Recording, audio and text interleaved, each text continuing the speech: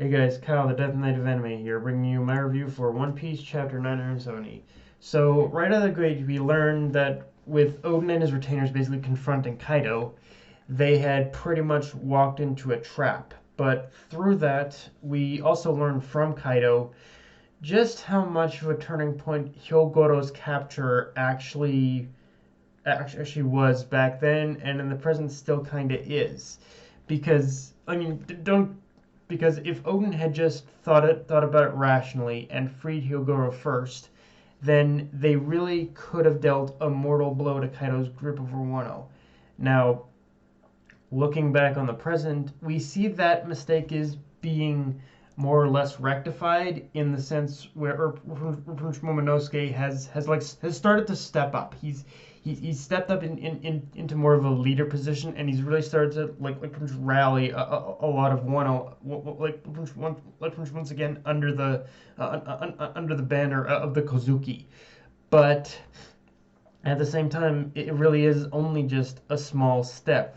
In some ways, even though like they've rallied a whole lot of people behind them, at the same time, it really is in some ways only just a small step forward. And the one advantage that pretty much Orochi and the others, Orochi and Kaido still have is basically the power of the Yakuza still under their banner, and and that in itself it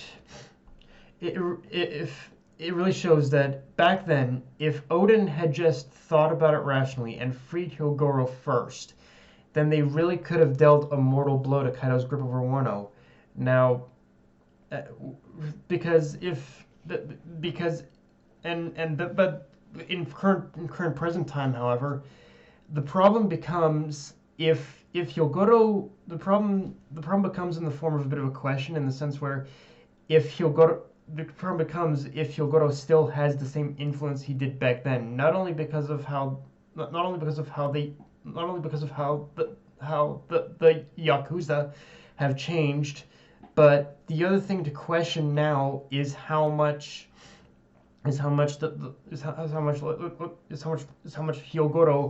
has weakened physically due to aging, and if Hyogoro himself still does have the same strength in order to command authority over the Yakuza again, because at the end of the day, a lot of these are just like in some ways a lot of what if questions.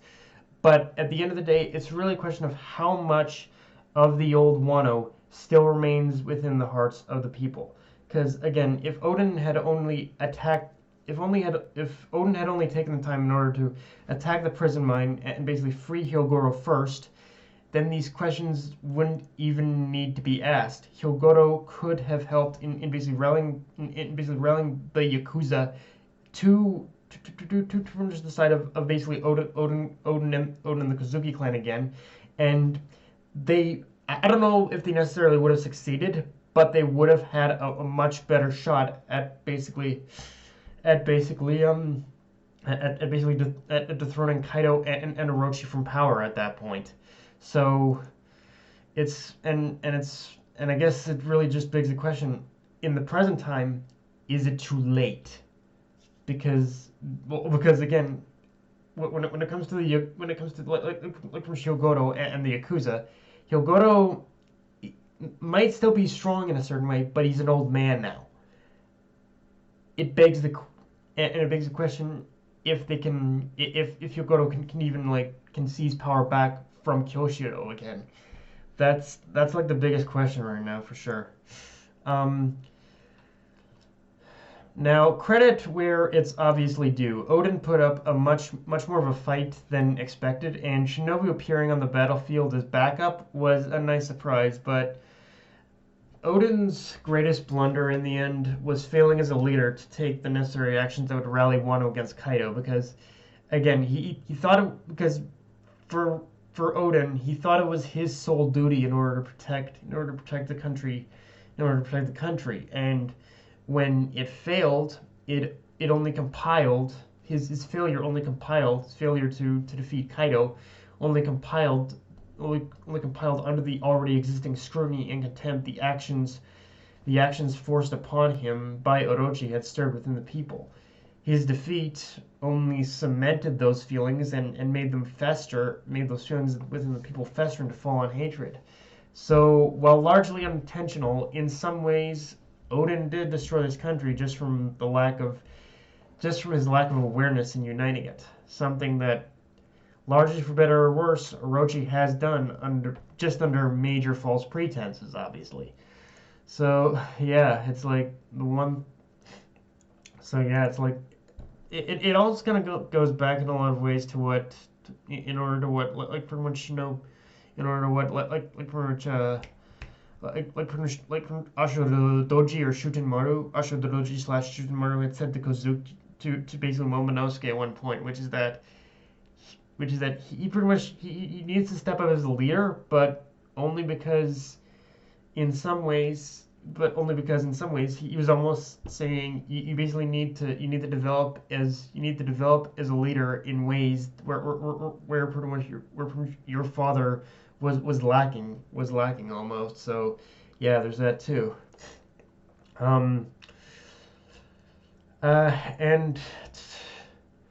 getting back to Shinobu for a minute, it's obvious that as it's presented, Shinobu is the reason that Kinemon and the others are going to be freed. So that little plot point is being resolved. But with the whole thing of Oden being boiled to death coming full circle from way back when we were told he was killed by being boiled like Oden soup.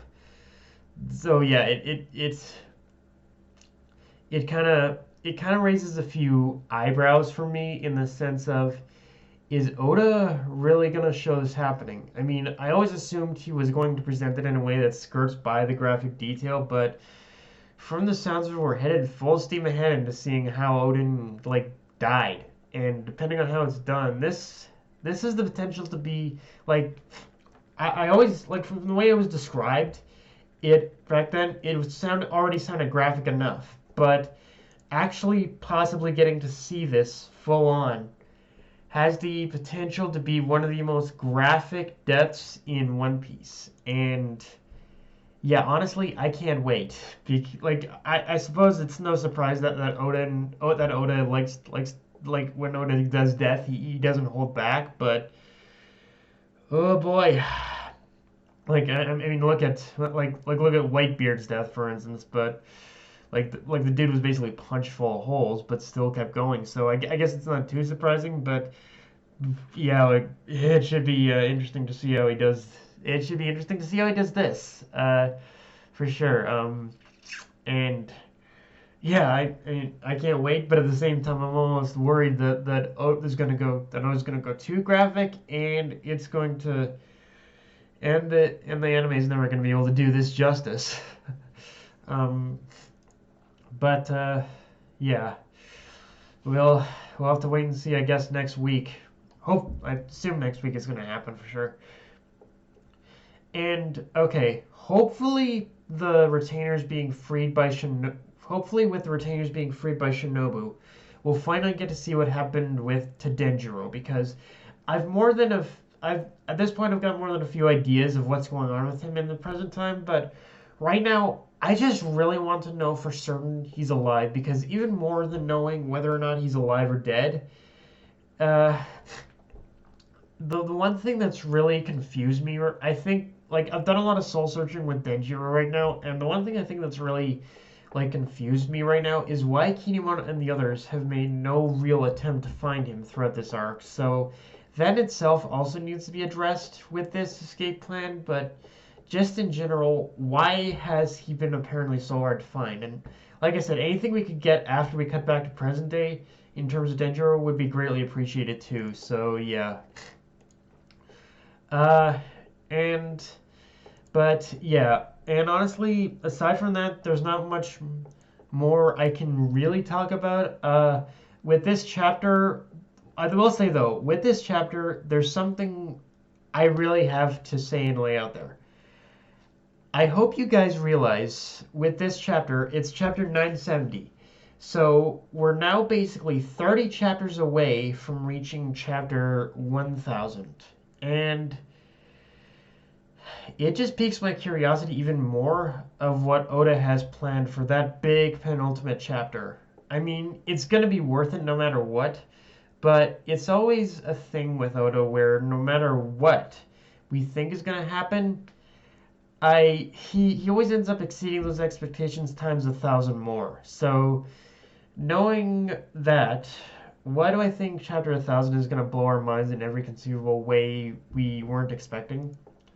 I don't know, just a little food for thought, guys. But yeah, that's all I've got. If you enjoyed the video, like, comment, subscribe. Follow me on Twitter, Facebook, and on Mr. Crunchyroll. Death Knight of Memory, signing off. Later, guys.